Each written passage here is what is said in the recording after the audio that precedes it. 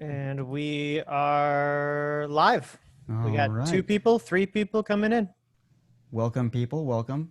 Got a couple people in here. We'll wait till this fills up. Got a full session here. Hello to those who are joining, who are logging on. Good morning, good day, wherever you may be. Hope everybody is safe and staying sane during this quarantine period. We've got 6. Excellent. It'll take a few minutes, maybe a minute or so for everyone to populate in, but looks like a few people are trickling in. Yeah. So, again, welcome everybody who's joining so far. I am going to give us a minute here to allow everyone to join, or hopefully everyone to join. Looks like we got 6 people out there right now. Welcome to you. We'll get started in about 30 seconds here. I'll go ahead and just dive into it. Oh, I have a sunlight in my window. The sun is coming out, everybody. Does not look good. I might need to adjust my window here. Is that right on my brow? It's cool. If you get it lined up right with your eyes, it could be like a really nice effect. I don't know if I could do anything about that. Welcome to my kitchen. Okay, we've got 9 now. Hello, everybody. How am I looking out there? Can you see the awesome sunbeam across my brow there? Yes. Very good, very good. All right. Well, okay, I think I'm going to go ahead and get us going here. Hopefully people will join quickly and not get left too far behind. We are on a bit of a schedule. I don't want to take up too much of everyone's time this morning. I do appreciate everyone for joining. My name is Jason Fernandez. I am a training specialist at QSA for the Live Sound Division. And today we're going to be talking about the TouchMix. I'm going to give you more of a high-level overview of the mixers in general, all 3 mixers.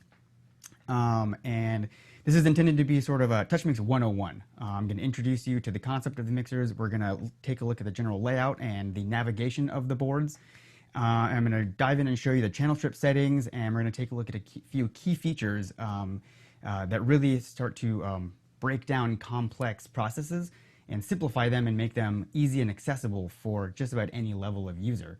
That's the point here. Before we get going, I do want to introduce my other panelists with me today. I will be the main presenter, but also on the call this morning is Golden Precadadio. So did I say that right? I'm so sorry. And Brad Zell. Preciado. Preciado, thank you. I'm a terrible person. And we also have Jacob Hunter.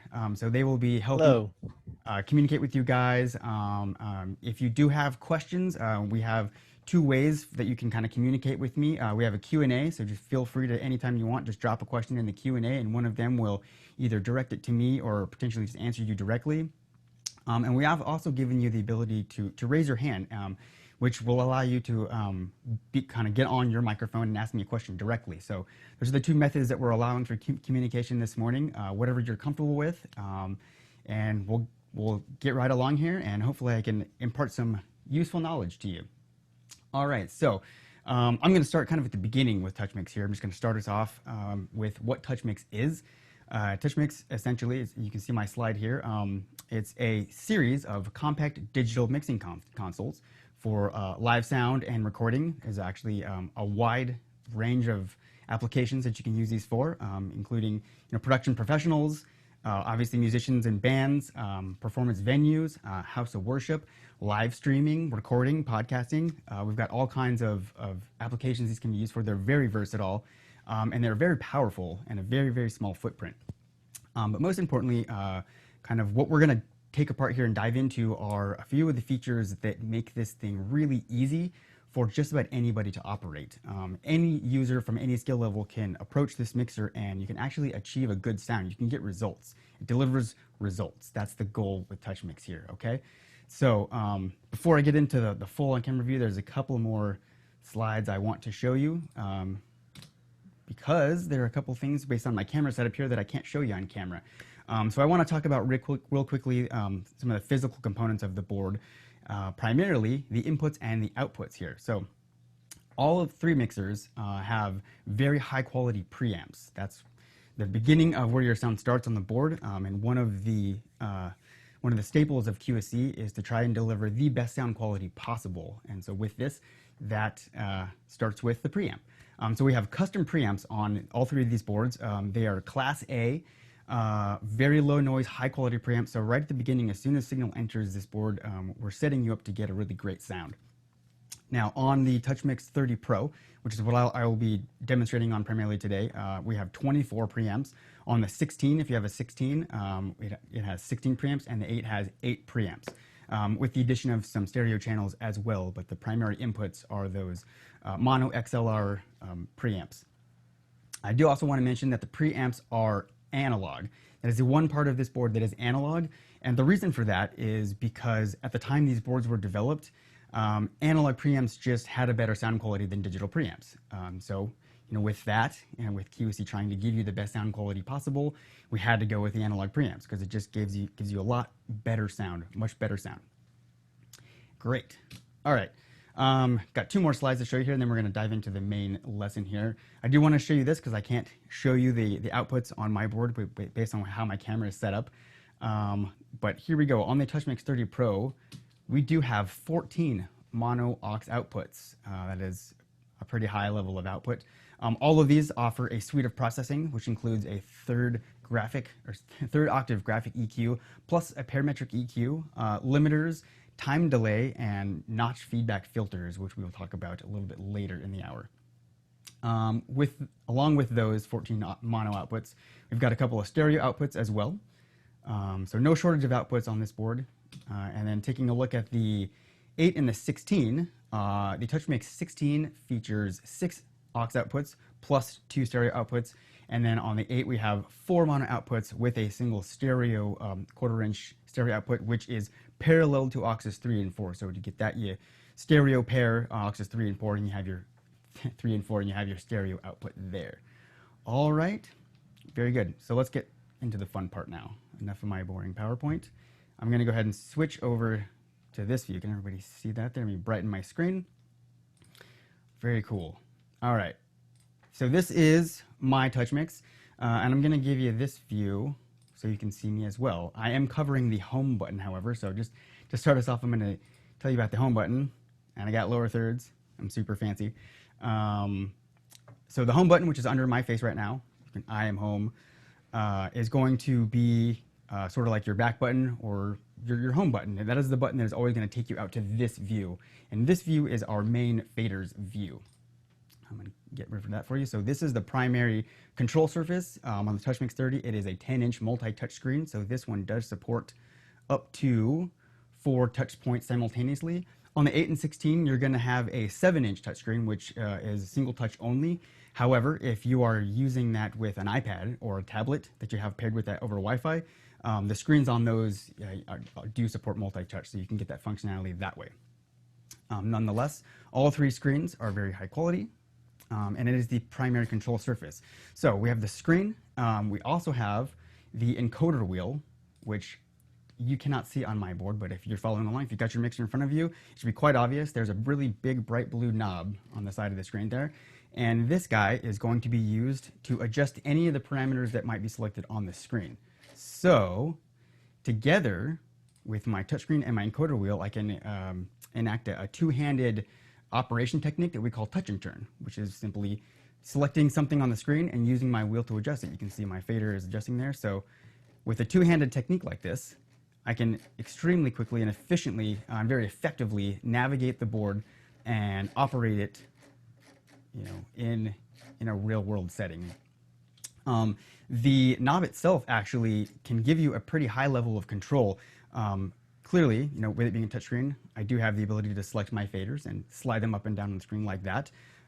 Having the tactile wheel, though, just gives you a little bit more direct control, a little bit more granular control. If you do have a TouchMix in front of you right now, as you turn that wheel, you should be able to feel that it is detented, so you can kind of feel it ticking as you turn it. Each one of those ticks as you turn it represents a single dB of change. So if I'm going up, each tick mark, I'm going up a single dB, and as you can see on mine there at the very top of my channel, it is telling me the dB increments as I'm going up and down the channel. So that's how you can kind of gauge and monitor your changes in your channel level. If I were to press the wheel down, you can hold it down while you turn it. Now I have what we call fine control. So now you can see it is increasing by a half a dB. So this wheel and this two-handed technique gives you an extremely effective and efficient way of controlling the board. And this works on, as we'll see, more than just channel faders. In any parameter that's selected on the screen at any given time, we can use the wheel to adjust its parameters. So just to give you a layout of the screen here, we're looking at a total of 8 channel faders. And so on our main mix view like this, by hitting our home button, we see 8 inputs at a time, plus our output fader, which always lives over here on the right hand of the screen. Now this never goes away. It does pertain to whatever mix you're looking at right now. So right now I'm in my main mix. So I've got my main output fader over here on the right side of my screen. And no matter where I'm in the board, whether I'm in a channel strip or in one of my menus, that fader is always going to be there for me, so I never lose control of my main output. On the other side of the screen, looking at the left side of the screen here, are my mix options. So right now, my main mix at the very top here is highlighted, telling me that I'm looking at my main mix, going up to my main outputs. And then on my TouchMix 30 here, I've got 14 mono outputs, and those are all right here. So if I need to dive into any of my auxiliary mixes at any point, that is just a touch of these buttons right there. So now I'm in my aux output 1, I can go down to 2, I can select any of my outputs I need to right here, and this menu column right here, or the button column right here, never goes away. So on the left side of the screen, you always have your mix options. The right hand of the side of the screen, you always have your output fader. You'll also notice, as I enter into one of my aux mixes versus my main mix, the faders are going to look drastically different. My main mix faders are going to be white, and then as I go into an aux, I go into my aux 2 here, now they have become dark gray, and they've got a color stripe in there. And the color stripe does correlate to kind of the color options that have been assigned to them on the side as well. So that is sort of an instant visual cue that you're looking at an aux mix instead of the main mix. Now, I do always get asked this. The colors are not assignable or changeable. They're set and they are what they are. That's just a way of giving you a visual representation of kind of what you're looking at, so you can quickly know where you are on the board at any given time. So back in my main mix here, now up at the top is our navigation bar. Now this is going to change based on what we're looking at on the screen at any given time. On our main mix here, this is representing our different channel banks. So we are looking at 8 faders at a time. Most of the mixers have more than 8 channels, and the TouchMix 8 does have 8 inputs, so you got the single 8 on a bank there, but there are additional banks here, as we'll see as we punch through here. So on my TouchMix 30, my next bank over, you see that? It is inputs 9 through 16. If I keep going, that is 17 through 24. After that, we're going to be able to access our stereo inputs. On the TouchMix 30, we have 3 stereo inputs. The TouchMix 8 and 16 have 2 stereo inputs, so those will be located on this tab there, as well as our 2-track record and playback channels. We'll get into that in the recording session. That'll be actually a different webinar. We're talking about recording. Okay, beyond that, we have our effects master outputs. The TouchMix 30 features 6 effects engines. The TouchMix 8 and 16 have 4 effects engines, respectively. Beyond that, I have all of my aux output masters available in my main mix. So if I need to come over and just adjust any of my overall outputs for any of my auxes or any of my monitors that I might have set up here, I got that right here in my main mix. And on the TouchMix 30, the next option is going to be subgroups followed by our DCAs. On a TouchMix 8 and 16, they're not going to have the subgroups, so it's just going to go straight to DCAs. And we're not gonna talk too much about the groups in this lesson particularly. I just wanted to kind of highlight and let you know that they're there. So on the TouchMix 30, you do have 8 subgroups as well as 8 DCA groups. On the TouchMix 8 and 16, you've got the 8 DCA groups. So those are very, very useful features that we will actually get into on an entirely separate webinar as well. And we'll talk about the webinar schedule kind of at the end here. All right, backing up, I'm gonna go back just to my first 8 inputs here. Looking at the channels themselves, we saw our fader clearly. A few other controls that we have here is mute buttons. All of our channels have a mute at the bottom and then a Q up at the top. The Q is going to send that channel to the Q outputs. So you've got a headphones queue and a monitor queue on your boards, so you can connect your pair of headphones or maybe some low-profile tabletop monitors, so that you can go in and you can actually monitor specific channels at any given point if you need to do that. And so that's all that does. The queue sends that channel to that queue output so that you can monitor what's happening on that channel. Right underneath that is our pan control. So if I highlight that and again use my wheel to slide that back and forth, that gives me the ability to pan any of my channels left and right across the stereo field. All right, and that's navigation. It's a pretty simple paradigm. You got your touch and turn, and it's laid out in a pretty linear fashion. So just with that information alone, you should be able to kind of step up and understand what you're looking at on the board and how to get around and how to navigate and how to adjust your fader levels. Now let's go into a channel here and take a look at the actual channel processing. So to do that, I'm going to press the name of the fader like that. Sorry, name of the channel.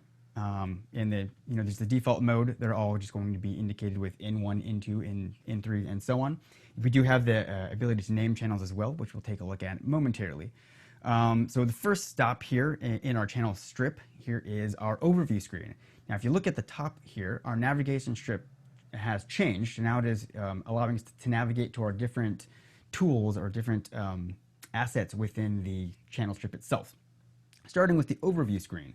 Now the overview screen is nice because you might not actually need to go anywhere else from here. The overview screen is sort of like a one-stop shop. It is all of your show critical controls or your primary show critical controls on a single screen. You could actually come in here and take a look at the complete configuration of a channel directly from this screen. We've got our EQ curve right here, along with our compressor and our gain reduction meters. I have the ability to punch those in and out right there as well, and I can see what the rest of those parameters are set up to do in those fields there. I've also got my effects sends and my auxes. So if this channel is being sent to any of my effects or any of my aux mixes, I can see that directly from in here. All of these are active as well. So I can make adjustments right on this screen. If I want to adjust the level of one of my auxes, or if I want to give it some more of an effect or less of an effect, I can even touch these fields here for my compression and my gate, and I can make adjustments to the threshold, the attack, release ratio, and the gain to any of those. I can go ahead and select parameters on my little EQ thumbnail there, and I can start adjusting the EQ. So you can manage the channel largely from this single screen, which is pretty nice. This little row right up here is going to show us the current preset. If there's a preset recalled on this particular channel, we can take a look at that right there. That little plus symbol right there, if you see that, that will actually take us directly into the presets page. So I can kind of navigate into there and make changes to my presets if I need to do that. And right here we have the digital gain. So I did talk about the analog preamps. So that is your first gain stage. That is where your signal enters, and that is analog. We also have this digital gain stage, which follows the digital or the analog preamp. Apologies. And what this does, this gives you minus or plus 15 dB of gain after the analog preamp. The reason for this is sort of twofold. If you run into a situation where maybe you've got a particularly weak input and you've got your analog pot kind of maxed out and you still don't feel like you're getting enough signal out of that channel, you can come into your digital gain and you've got an additional 15 dB that you can use to sort of bring that channel to an appropriate level. Inversely, if you've got something that's a little too hot coming in there, you could back it down a little bit. But a largely used and a largely recommended use for the digital gain is if you need to save your gain settings in a scene, or if you're mixing remotely from an iPad or a tablet and you're not physically next to the board and you need to make adjustments to the gain at all. This is the tool that you do that with. And for that operation, you would simply just set all of your analog trim knobs to a nominal level, like noon, straight up and down, or maybe 1 o'clock. And you set all of your levels that way on your analog trims. And then you use the digital gain to compensate if necessary. So on with everything set to noon, let's say, maybe some of the channels are right, maybe some of them aren't quite hot enough, maybe some of them are at noon or maybe a little too hot. At that point, you come into the digital gain and you just adjust it, and so you bring it to the level that it needs to be at. So you're kind of leveraging the two, the analog and the digital gain. That gives you the ability to then save a scene or save even a channel preset setting that will save this digital gain in there with it, so you can have scene recallable gain settings. And likewise, you use the same operation if you're mixing remotely. You just leave all your trim pots to noon, something like that, and then from your iPad or your tablet, you've got your digital gain control at your disposal, so you can make whatever adjustments you need to make. Very good. Then we have delay. We've got both input and output delay on all three mixers, which can be very helpful for various applications. On the output delay, that allows you to sort of delay, time delay, and this is time delay we're talking about here, not the delay effect. It'll literally time delay the signal leaving from an output if you were to apply time delay on one of your outputs. On your input, it's doing the inverse. It's delaying the signal coming into the board. This has a more it's a more specific use case. Usually this is used when you're trying to align live video with live audio. So if you're doing some sort of event that requires, you've got a big video screen, or you have video happening along with your audio, you're trying to align that, usually you're going to need some sort of time delay to align your audio with your video, because video processing is a lot more intensive, and so usually comes with a little bit of latency there. So kind of back your audio up a little bit so that it sits properly with your video, and you're good to go. So we have that available right here on this screen, and you can turn that on and off right there. That is up to 100 milliseconds of input or output delay. Great. So that's the overview screen. Potentially all you need on a channel input. But to keep moving, let's go and take a look at the EQ. So moving on the next tab over to my EQ tab. Now I'm looking at my EQ on my main screen here. And just like with anything, if I need to make adjustments to my EQ, I can select any of these parameters, and I'm going to use my wheel to make adjustments. So I've got all of my parametric EQ filters here. There are 4 plus a low cut and a high cut, also known as a high pass and a low pass. I can, if I want to, I can, on the TouchMix 30, we do have the multi-touch, which allows you to do these kind of sweeping edits here. That has a tendency to not be, it's cool and it's fun. It might not be the most accurate way to control your EQ though. So we do recommend the touch and turn technique here. Still a very practical and very efficient way of adjusting your parameters here. I've got my low cut that I can punch in there. So that is my EQ. Beyond that, I have a compressor. So again, these are just sort of the staples that you're going to need in any channel strip to start building a mix. We've got EQ, now we've got compression. If I turn my compressor on, it sort of lights up and comes to life here, and now I can start adjusting and controlling my compressor settings. You've got all your main compressor controls here. If you're familiar with compression, I can adjust my threshold, my attack time, my release time, and my compression ratio. The really nice thing about the compressor and the gate, which we'll look at next on the TouchMix, is this graphic here. This graphic is sort of unique to TouchMix. It was crafted by our product development team when we designed these boards, and it is giving you a linear visual representation of what the compressor is doing to your audio signal, which can be a really great way of visually kind of understanding how the compressor is working and how it's going to affect your signal here. And as you can see, as I'm adjusting my parameters, this graphic is changing along with it. So what we're looking at here, as I adjust my threshold, this whole colored line here moves up and down. And underneath that, you can see sort of a graphical representation of an audio signal, just a generic audio signal. But as my threshold moves up and down, what I'm adjusting here is the level at which my compressor is going to start compressing the signal. So as I move it down, you can see my threshold is lower, so it's going to take less signal in the input to activate my compressor and start to compress that signal down. And as I turn it up, it backs it off. Now it's going to have to reach a much higher level before the compressor actually starts to compress the signal. And as I adjust my attack and release, it's showing me how fast it is going to compress that signal down, and then how fast it is going to release it once it recedes back down below the threshold level. My ratio control here allows me to determine how much compression is applied. So as I move it down, you can see now this is an extreme amount of compression that I'm putting on this channel here. And as I back it up, I can take it to actually 1:1, which is no compression. And the way you kind of read that, it is called a ratio. It's a compression ratio. What's telling me here, let's see, if I leave it at 4:1, that means for every dB that my audio signal exceeds my threshold, the compressor is going to compress it by 4 dB, and that compounds.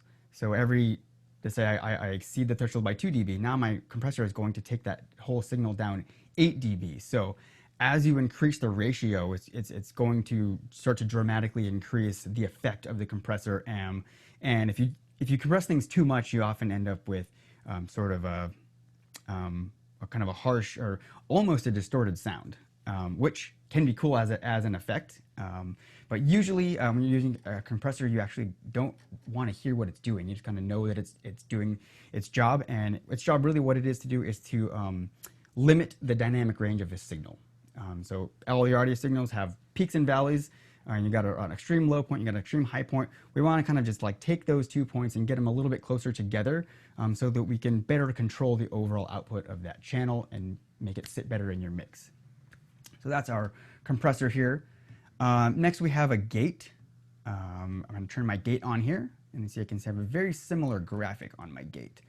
A gate has some similar controls or similar parameters to a compressor, but what a gate is doing, if you're unfamiliar, is almost exactly what it sounds like. Imagine a physical gate, on your channel, and when the signal is below a certain level, that gate is going to be closed, and it's not going to allow signal to pass over your channel, and that is determined again by your threshold here. But as soon as our signal breaches that threshold, now we're saying, okay, now we can open the gate and allow signal to pass over that channel. And this really helps to clean up ambient noise and things like that, especially if you're doing a musical performance and you have a large ensemble band on stage and you have a whole bunch of microphones. A drum set alone takes up a bunch of microphones. Maybe you have a horn section, maybe you have some backup singers and maybe a little vocal ensemble on there. All of these things can kind of add to overall background noise and stage wash, and you get microphone bleed and things like that. So applying gates on your channels can really help to cut down on that ambient noise level. It can reduce feedback and just make your sound a lot cleaner and more intelligible.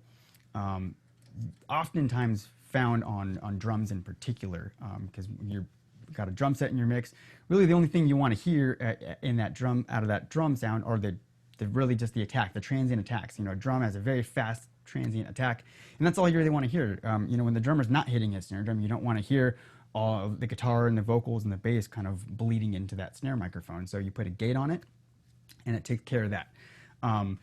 We do have some attack and release time available to us here, which again dictates how quickly this tool responds. Once the signal does breach that threshold point, how quickly it's going to kind of grab onto that signal and allow it to open, because you do want it to sound natural. You don't necessarily want it to have a super quick open and close, that can sound artificial and kind of strange. So these are things that you definitely kind of want to play with and get a feel for what they do.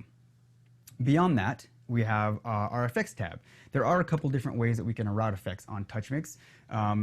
One of them is right here directly from the channel itself. So we have an effects tab. Now I can direct the channel, whatever I have on my channel 1 or whatever channel I'm in, out to any of my effects. And it's as easy as grabbing one of these sliders and using the wheel to adjust it to your desired level here. Again, you can kind of use your finger to sweep it back and forth, but the wheel just gives you that really nice fine control of how much you're applying to your signals there. And so I've got all 6 of my effects on my TouchMix 30. 8 and 16 are going to have 4 effects in here that you can route out. And if I go ahead and touch the effect thumbnail themselves, that will actually bring me into the effect setup page itself. So I can make changes to the effect parameters on the screen if I need to do that as well. This is also one of the ways that I can direct this effect out to any of my auxiliary sends or any of my monitor mixes. Right down here where it says effects returns to monitors. So that is one way that I can start sending my effects to my monitors. Right there. Now watch this. I'm going to go ahead and hit my home button. I mentioned earlier that the home button is going to take you to your big faders. Every time you hit home, you know you're going home to your main mix screen. There are a few instances where it doesn't work quite this way, and this is one of them. This is probably the one that you might encounter the most. If you have accessed one of your effects from within a channel strip, hitting home button is actually just going to back you out back to your effects tab. That's one thing that I like to point out. It's good to know that. And then from here, if I were just to push it again, now I get my fader view. Then going back into my channel, I'm back in my effects tab here. So there's our effects. This is one way that we can route effects to a channel, or to a channel to an effect.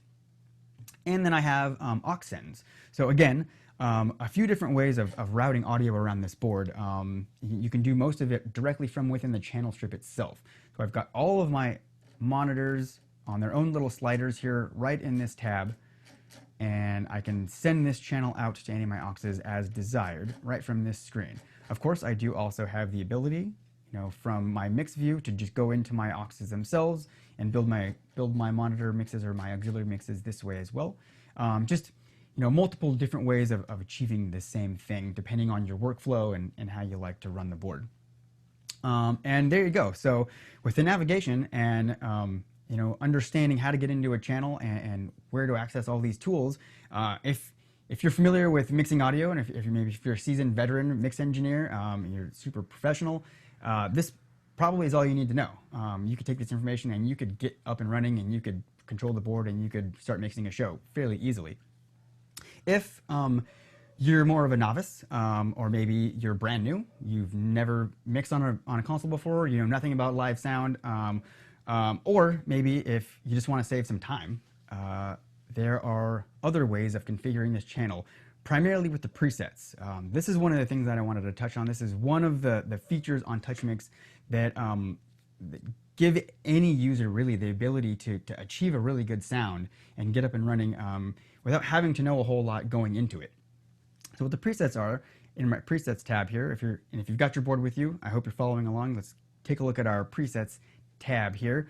Our presets are arranged by instrument type. So we've got a sort of a 3-menu system here. On the first one on the left here is going to be our starting menu. Is where we can kind of go in and say, okay, what is this channel? This is let's say it's a kick drum. I got channel 1 as a kick drum. So I can select drums in my instrument type. And then in my next bank over is going to give me all of my different options for drum presets. So I've got electronic kit, as you can see here, hi-hat, a couple of kick options, overhead, snare. I've got tambora, and some different sized tom options. I said I wanted to set this up as a kick, so I got 2 options for kick here. I've got kick no sub and kick with sub. And those 2 options are basically asking you, does your PA system have a subwoofer or not? For this one, I'm going to pick no sub. And then in the final menu here are the actual preset options. So for a kick drum with no sub, it's giving me a kick no sub with a gate, a kick no sub jazz, kick no sub rock with a gate, a rock, and then just a sort of a generic no sub option.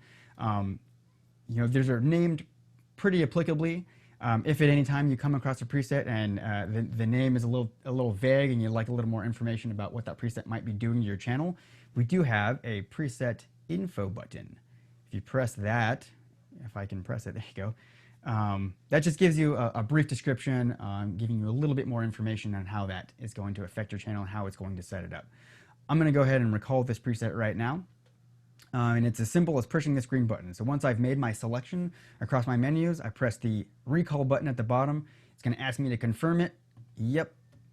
And we'll know that it's worked by looking here where it says current preset. This field here is going to tell us what preset is actually recalled on this channel, and that's going to be important to know in a minute. So anytime you want to see what preset is recalled on a channel, that's your answer right there. You're looking at current preset field. This can also be found on the overview screen in that same field there. So from the overview screen, telling me what preset I now have on here, and on the preset screen itself, this field here is telling me what I've got recalled. A couple other things on the screen. At the bottom here, we've got recall options. I didn't need to turn any of these on because I'm starting from scratch and I have nothing on my mix configured yet. But let's say you do. Maybe you've gone in and you've named your channels, or maybe you've kind of set some preliminary levels for all of your channels, And now you want to go in and start recalling presets just to dial in the channel settings, but you don't want maybe you don't want your fader level to be changed, or you don't want the name of the channel to be altered in any way. Inherently, when you do recall a preset, both of those things are changed with the preset. It will automatically zero out your input fader, and it will assign a name to your channel that matches the preset that you've recalled. You can see mine now says kick, and my channel is all the way down. Let's say I had already named it and set my level. If I don't want those parameters to be changed, I've got a couple of options down here that I can turn on. The first two of them, this is as omit levels and assignments, and then omit name. That's telling the board, hey, like I've already set my level and I've already named my channel. I'm good there. You don't need to change those. Just give me the rest of the channel settings.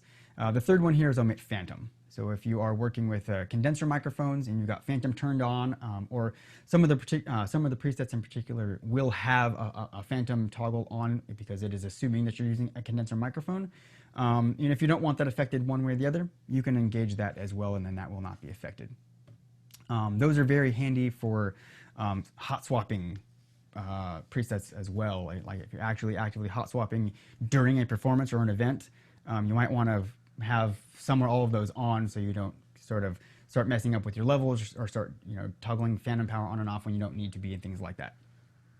All right, so what did this do? I'm going to go back here and look at my EQ. So all of our presets are going to give you an EQ curve, and it's going to be a very usable EQ curve. The great thing about these presets is they work. We don't claim that they're 100% perfect every time, but we do claim that they're going to get you about 80% of the way there every time. Sometimes it might be 100%. Sometimes you might dial in a preset and it's good and you're there. But it won't be any less than 80%, which it could serve two purposes. If, as I said, if you're a novice, if you're new to mixing and don't have a whole lot of experience or maybe no experience with EQ or some of these tools, recalling your preset with the touch of a button is going to configure the channel for you, and you didn't have to have a good understanding of how to set that up yourself. If you do have a good knowledge of mixing and you have been doing this for a long time, but you just don't want to go through the process of finding your starting points, you can recall the preset, and it saves you a ton of time. So you could just go through all of your channels, recall presets and everything as starting points, and then go back into each one and kind of make tweaks and fine tune based on what that particular instrument is or voice is. It's like I said, they might not be 100% perfect, but they're going to get you pretty darn close. And so it's a great head start, and they're going to get you up and running very quickly. And even if you didn't tweak them at all, they're usable. You could dial up an entire mix using only presets and not make any changes at all, and it would give you a good sound. It's possible that you could get a better sound by making some tweaks depending on kind of what the room is and what the event is and things like that, or what your instrument sources are, but it's going to be usable either way. So there you go, presets. Now let's say we like the sound that the preset gave us. Again, just to show you on my, I believe I recalled my just the generic kind of no sub option here. So all this one did was give me an EQ curve. I didn't get a compressor or a gate setting there, but some of them will include compressor or gate settings in that as well. For this one, we didn't get one, but let's say it was a good starting point, but I do want to add a compressor in here, so I'm going to turn my compressor on. I'm going to make a few adjustments there. Maybe I want to give it a little more low end in the kick here. I make a couple of little small tweaks like that. Now let's say I hear that I want to make changes, but I'm still not confident enough, with all of these parameters and all of these tools that are presented to me, within my compressor, my gate, and my EQ, things like that. Or on the other side of that, I don't need all of these presented to me. I just want to make a couple of changes really quickly and do some broad strokes. For that, we offer simple mode. This button right there, that's going to engage simple mode. So now my EQ is in simple mode, and you can see now I have far fewer parameters that I can work with. So if I turn that off, look at that. That's a NASA control station. Now I have a car stereo. See, 4 knobs. So I can very quickly and easily and comfortably make a couple of adjustments here. If I want to bring in my high and low cut, I can do that still. But there you go. That can make some of these things a little more accessible to those who might not have as much experience. It sort of kind of be a gateway to learning how to use some of these tools, or it can just save you a lot of time. Now let's go take a look at the compressor here. This is my favorite one. I'm going to engage simple on my compressor, and look at that. Now I have a one knob. That's a single knob. I can add more compression, or I can have less compression. That's pretty easy. We can figure that out. So with this tool, you know, we can confidently kind of come up and start using some of these things and applying these processes to our channel and get comfortable with them and get our channel sounding good. Just to show you, Gate has it as well. If I want to walk up to the board and just be in simple mode across the entire mixer, if I go to the menu here, I can set this up like that. So I'm going to press menu, and then right down here in our screen mode, I have simple or advanced. So if I just hit simple, I confirm it with a yes. I'm going to hit home under my face to get back to my fader view. Now I can go back into my channels, and they're all in simple. Now if I hit my next button here to scroll over to my next channel, I can immediately see all of these parameters are also in simple. So now the entire mixer is set up in simple mode. Very nice. And if if I'm comfortable and I don't need that, I can turn that off by selecting advanced in the menu as well. All right, going back into my channel, the last page I want to show you in here is the setup. A couple of key things on this page that are good to know about. This is where I can give my channel a custom name. I've got my name field right there. So if I don't like the generic kick name that the preset gave me, I can change it. I can say kick drum. See, getting custom. Or whatever name you want to give the channel. I also have my digital gain here. So the digital gain is found in two places, here on the setup page as well as our overview. And that is the same with our delay. Our input delay is found here on the setup page as well as the overview. I can also reverse my polarity and gauge phantom power directly from this page. I can also assign my channel to any of my groups or the main left and right. Now, obviously all your inputs are defaulted to go to the main left and right channel. But if you don't want a channel going to your main output, all I have to do is come into the setup page under assignments, deselect main left and right there, and it's gone. So this is very useful if you have certain things that you don't want going to the main output, but maybe going only to your headphones. A click track is the most common application for this. A lot of groups use maybe in-ear backing tracks and click tracks and things like that you want to go to multiple members of your band. So you introduce those tracks into the mixer either through a third-party piece of hardware that's using up an input, or maybe you've got tracks recalled from a hard drive or a laptop, something like that. So you've got a channel or a couple of channels with content that you only want to go to certain performers' in-ears. So you can come into those channels, deselect them from the main output here, and then you only route them out where you want them to go. It's extremely easy to do that and get that setup going for you. Okay, so that takes care of our channel strip. Let's look at some of the output processing now. I'm going to go to my main output. Just the same way, I'll show you one more time, just the same way I got into my input channel processing by selecting the name there. I'm going to come out and I'm just going to select main. And that takes me into the output processing for my main output. If I were in one of my aux mixes, let's say aux 3, this output fader now is the aux 3 output fader. So the output fader does pertain to whatever mix you are working with. And that is how you're going to access your different output processing for any of your outputs. So I'm going to stick with my main for now. I'm going to go into my main output here. And just like our inputs, we have an overview screen. So again, a one-stop look at how the output is configured. Now here we have parametric and graphic EQ. So there are two EQs on every output. We have the 6-band parametric EQ, which looks just like the input EQ. But we also have this graphic EQ. And this is a 28-band graphic EQ. And this is going to work in tandem with the parametric EQ. So they are in series. You can use them together or either or. We also have a limiter on the output. Limiter is very similar to a compressor. It actually realistically is a compressor. The major difference between a limiter and a compressor is a limiter has a much higher compression ratio.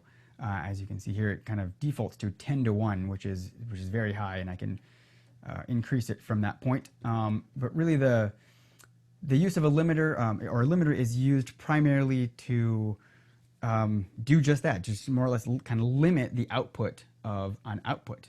And this can be used to protect speaker equipment or amplifiers that are connected to that output, or just kind of create a more or less hard stop on kind of how loud that output can get. So a limiter is a great tool for accomplishing that.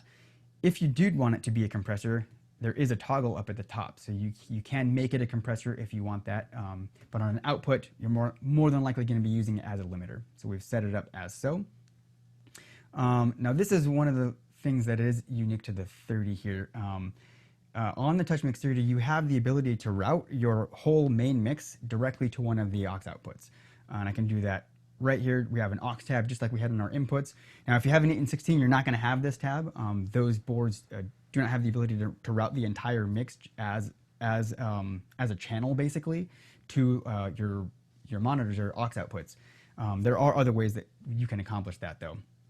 But on the 30, we've got that right there. That's easy for you. We also offer presets. The presets on an output are going to be a little bit different than an input preset. What we're giving you here are essentially preset voicings if you happen to be using QSC speakers with your TouchMix, which you should be, because it just makes everything a lot easier and it dramatically improves the overall system quality. So you can see here, I've got CPE, K.2, K, KLA, and KW series. So if you're using any of these speaker series with your TouchMix, you can go in and we have presets, which will essentially voice your output to be used optimally with that particular loudspeaker.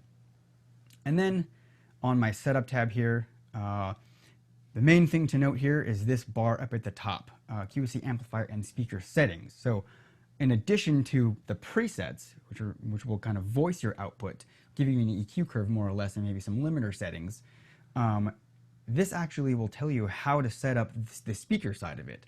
If I just, for example, select K.2 up there, let's say I'm using a K12.2. This graphic right here shows me exactly how to configure the gain and how to set up the settings. So it's telling me that it wants me to keep that speaker in the default speaker setting and rotate the knob 2 clicks past 0. So right there, it tells you how to configure your speakers. So you can configure your entire PA very easily with the tools that are on this mixer alone if you're using QSC speakers. Use QSC speakers. So there you go. A couple other options here are your time delay. So here's where you access your output delay. And we've got DCA and mute group assignments as well. And so that kind of rounds out our output processing. I do want to go into an aux here. I'll go to my aux 1 and just talk about these pickoff points very briefly. Sometimes depending on your application of how you're using your auxes, it might be necessary. Hey, Jason. Yeah. Before you get into that, okay. We actually do have our first big question here, and wanted to make sure I was waiting. Yeah. We have Jacob Wright has a pretty big question, so I'm going to go ahead and Jacob, if you have a microphone, I'm going to allow you to talk. You can unmute yourself, and you can ask your question directly. If you don't have a mic, oh, he does. Yep. Cool. Awesome. Go ahead. Jacob. All right. So we have a TM30, and my guitarist has an Irish bouzouki and a 6-string acoustic guitar, so they're very different sound profiles. Sure. He likes to use a wireless guitar system, so we only have one channel on the board that we're using for the 2 guitars. Okay. I'm using essentially I'm using the patch matrix for the second guitar to accommodate the different sound profiles. Right. Is that the best way to do it, or should I create 2 different presets for the single channel and just swap between the 2? I mean, I'd say both of those are acceptable. Okay. and it kind of comes down to your personal preference and your workflow. The Okay. Patch Matrix is an excellent tool for accomplishing that. That is kind of a staple use case of the Patch Matrix. You could certainly definitely employ presets as well if that makes you more comfortable. But either of those are acceptable, I would say. Yeah, that's a good question. Okay. And so if I use the matrix, do I use the, say I've got my main channel is channel 8, I'm matrixing to channel 10. Do I use the analog gain on channel 10 or the digital gain? You'd want to use the digital gain because now That's what I've been doing. that signal is now being digitally sent to channel Right. 10, so it's not using that preamp anymore for Got that it. signal. Yeah. Okay. Yeah. Thank you. Yeah. Thank you. Good question. Thank you, Jacob. Good question. Awesome. Thanks. Very cool. Patch Matrix questions. Love it. All right. So now the thing that I've sort of been dancing around here, you might have noticed I skipped over it. Anti-feedback. I do want to talk about the anti-feedback system here. So let's dive right into it. The anti-feedback system is one of the tools that we're going to talk about today that is going to really take a complex process and simplify it greatly. Just to give you a little background, ringing out a room. So this accomplishes two things. Let me back up a little bit. There's two different ways to use this. There's two modes, you could say. There's a manual mode, and then there's the automatic mode. The automatic mode you're going to use for ringing out a room. Now you might not always be able to ring a room out. You might have time restrictions. You might not have access to the room early enough, or it just might be crowded. And there are many reasons why you wouldn't be able to. But if you do have the ability to do this, I highly recommend it. And this tool simplifies it greatly. But essentially, what ringing out a room is it's taking your PA and stabilizing it against feedback. And the way the process works is once you've got everything turned on, you've got your whole PA set up, you've got your microphones turned on, you've got everything kind of up at the levels or close to the levels you want things to be at during the performance or the event. And then you get a tool called an RTA. The TouchMix actually has a couple of RTAs in it. But if you're unfamiliar with what an RTA is, that's a real-time analyzer. It just gives you a visual representation of the, what's the phrase, the signal. I am blanking in my brain. Golden, what am I thinking of here? the spectrum. It gives me the visual representation of my frequency spectrum. Thank you. Okay. Essentially, it looks like a bunch of dancing bars that kind of dance at different frequency levels, so you can see kind of what the response of the room is. There we go, frequency response. You take that tool, and then you take your main output fader. I'm going to go to my main and show this off here instead. So let's say I got, I like to keep it at like -5.5 or whatever, or maybe just right at unity during my performance.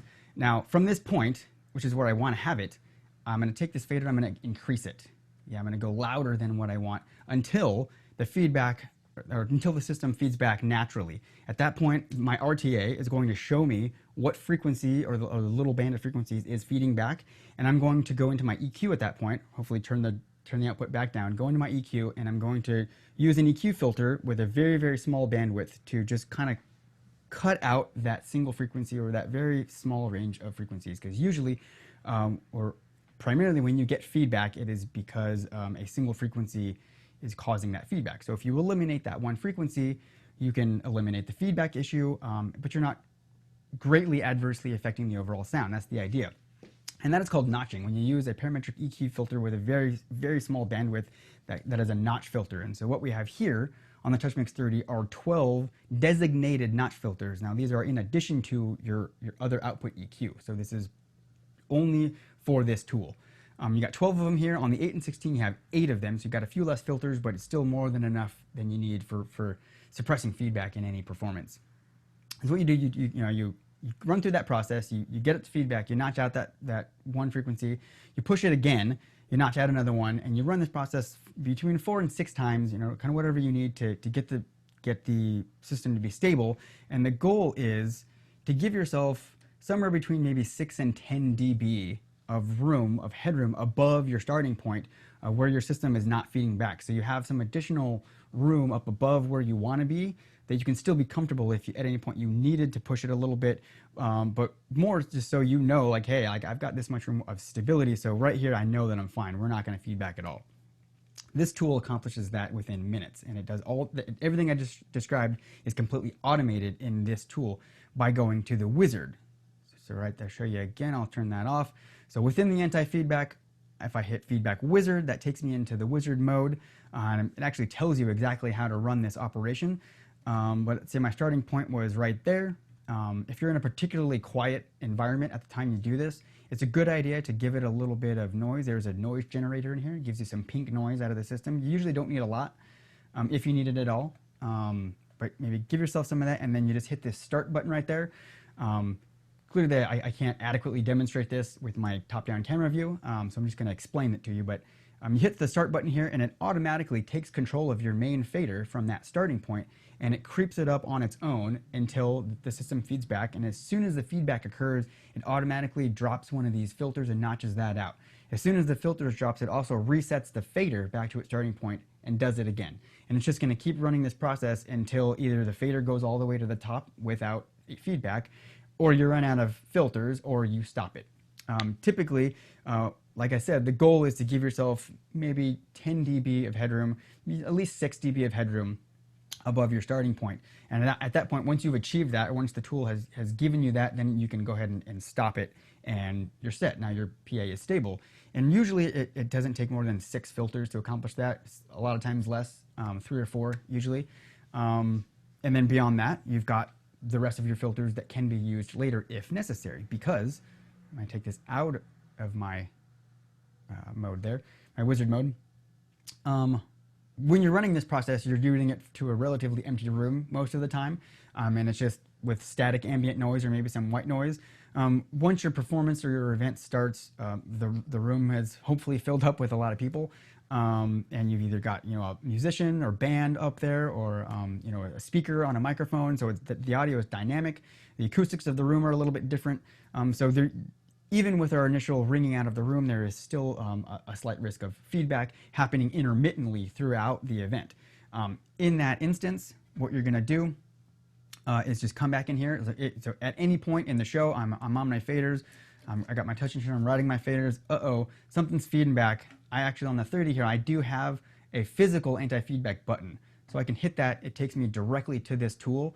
Now this little bar up here, where right now it says no lock, in the instance of feedback, that will automatically lock onto whatever feedback it hears that is feeding back, and you hit this red manual kill button, and it drops a filter and kills that frequency, and you're good to go. And then you can go back at home and resume your mixing or whatever operation you were doing. On an 8 and 30, you don't have this physical button. However, if you've got a user button free, you can definitely assign a user button to take you to the anti-feedback tool, so you can still kind of give yourself that physical button. Otherwise, it's no more than a couple of presses to get to it directly. Mixing here, I go into my main. Since this was the last screen I was on, it automatically takes me here.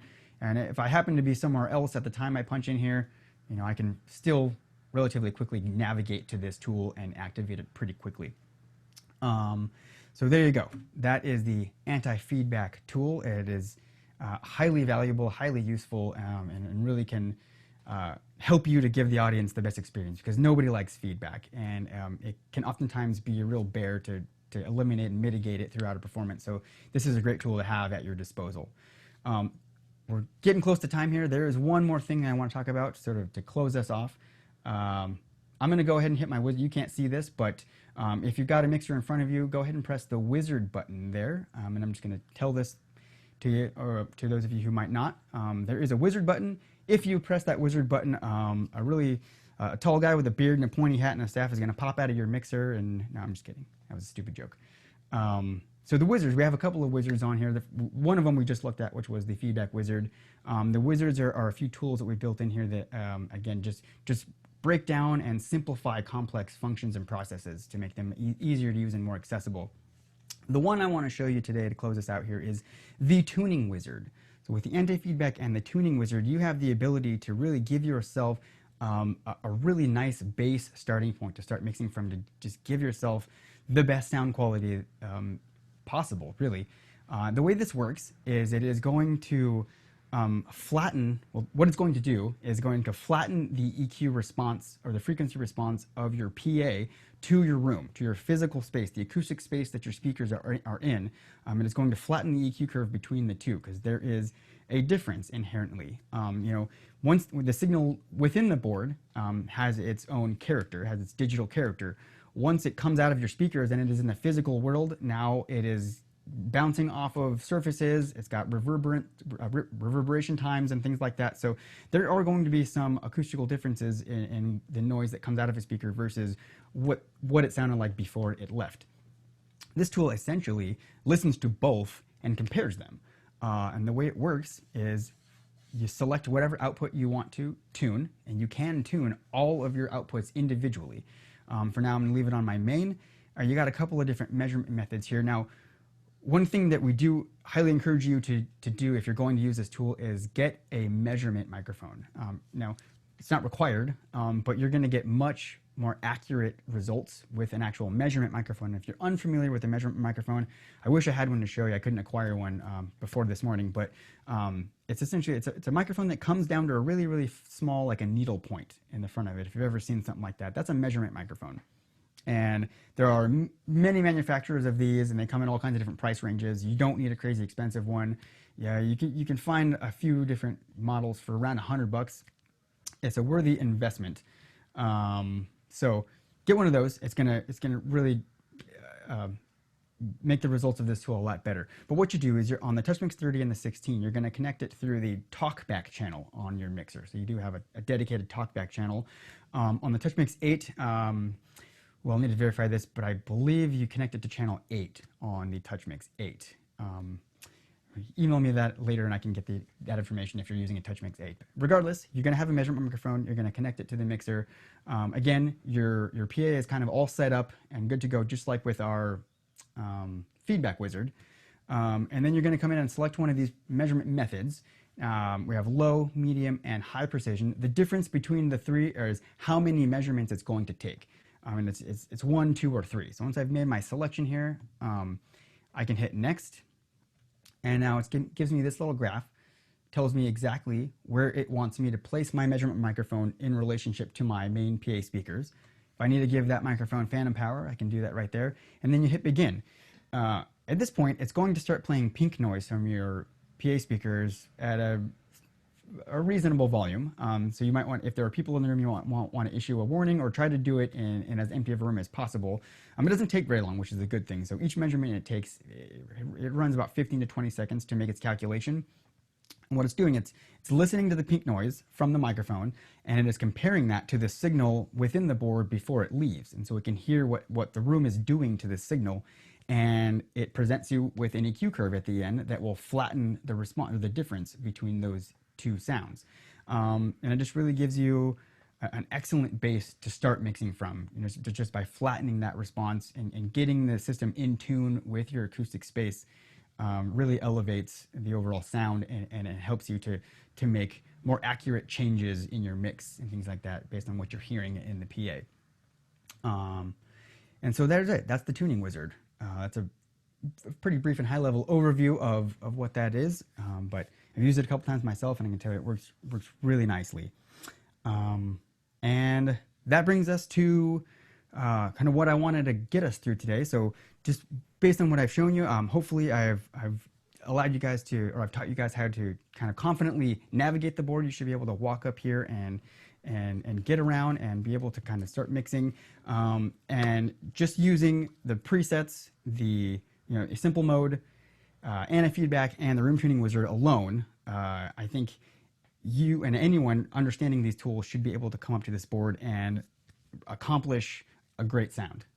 Whether or not you have a whole lot of experience with this kind of thing or not, what you really have here is a professional sound engineer's brain in a mixer at your disposal. With all these tools and all these features, you can access years and decades of experience that went into the making of this board to give you these tools. They work really well.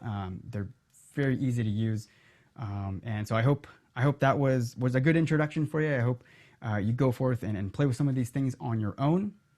and experiment with these tools, especially with all of our downtime now due to the awesome quarantine. Hope everybody's staying sane out there.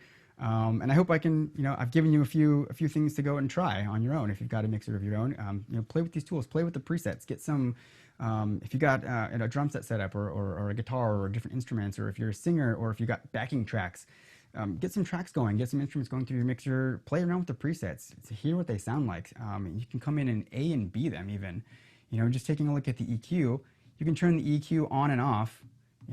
On a preset and sort of start to train your ear on what that's doing to the channel and what the different settings, how they're affecting the sound, and maybe kind of use that to reverse engineer and sort of reverse learn how to use some of these tools.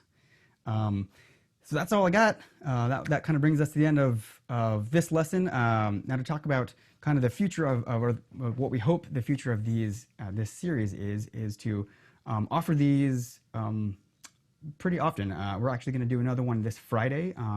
We're planning on running them a couple times a week, and each one will kind of cover a different topic. Now this one, for the first one, was very high level introduction to TouchMix, but future sessions of the series will dive deeper into some of these concepts, some of these tools, and some of these features, and talk about different applications and things like that. And each one will kind of be its own little deep dive into a particular topic or an application. So I hope you guys watch out for that. I hope this has been helpful to you.